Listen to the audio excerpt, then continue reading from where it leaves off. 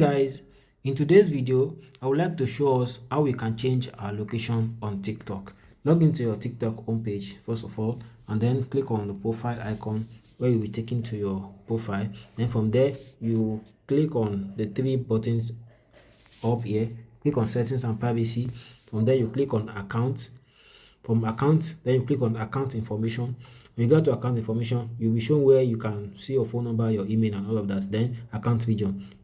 When you click on account region, you can change your account region here to any region of your choice. After it's loaded, you can select what region you want to use. You can search it here.